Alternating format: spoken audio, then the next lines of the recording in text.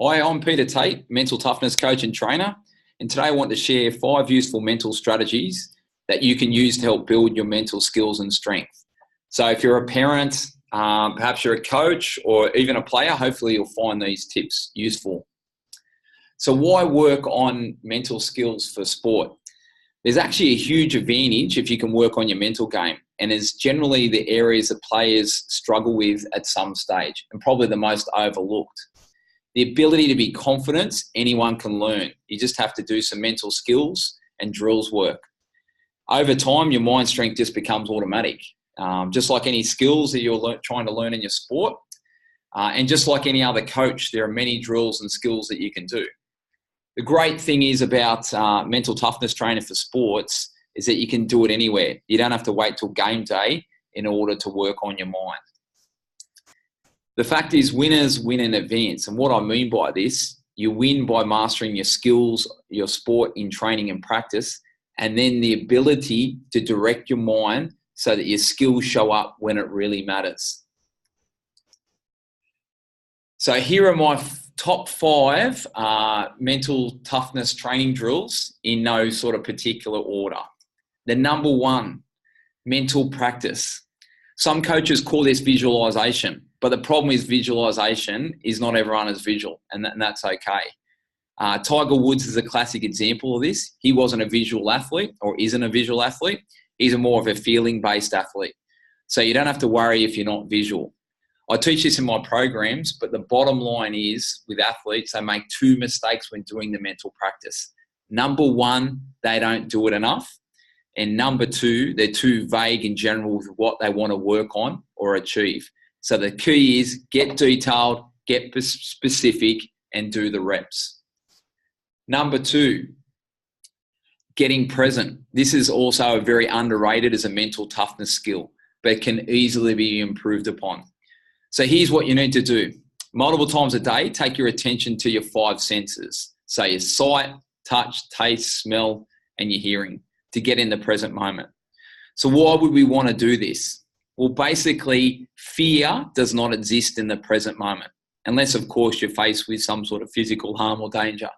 But fear is the biggest enemy in sports for athletes. Number 3, get a mantra or saying. So read a sentence. Could be a few words that you can repeat regularly that you truly believe in, your ability to compete or your confidence. So multiple times a day. Again, it's about the reps. So it could be, I've got this. I work harder than anyone else. I never give up. I can do this.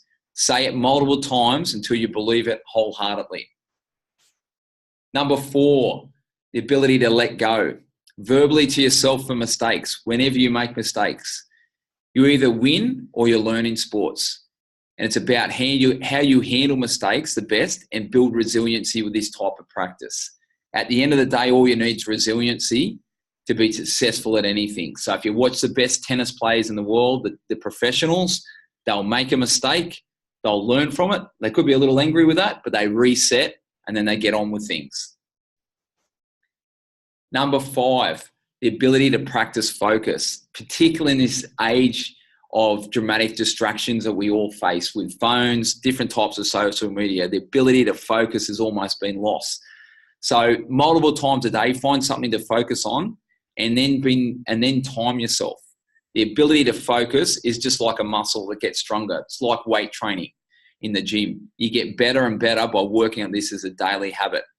Most sports, you only need a short term for focus, whether that's a team or an individual. If you're in basketball or netball or soccer, you really only need that real focus for a short period of time where you're either in defense or attack, or if you're a golfer, squash player, a tennis player, it's only for those periods of time when you really, really need to focus.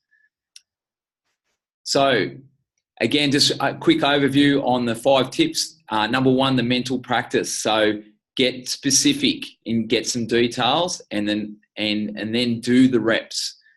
Number 2, the ability to get present. Okay, fear doesn't exist in the present moment. So get to your 5 senses. Number 3, find a mantra or saying that you truly sort of believe in. Number 4, the ability to let go. So if you make a mistake, let go and then move on. And number 5, the ability to focus. Okay, you can do this you can do it with a ball, you can do it with a pen, and just time yourself. That focus is a really, really key one for athletes. So I hope these have helped you. If you're looking for more information, please check out our website for more tips and tools. Thanks for joining.